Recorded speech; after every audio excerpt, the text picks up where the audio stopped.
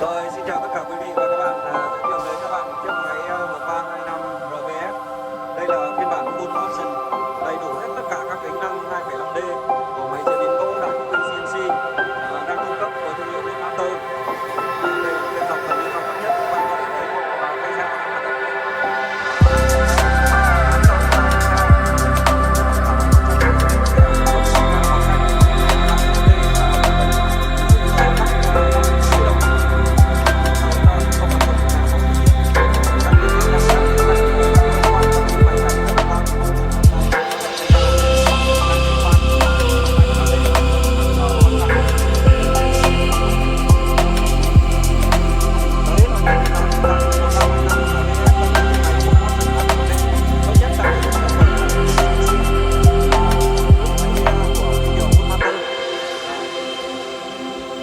Tất cả các option mà các bạn cần thiết cho một chiếc máy CNC trung tâm chế biến gỗ chúng ta đều thấy ở trong chiếc máy này.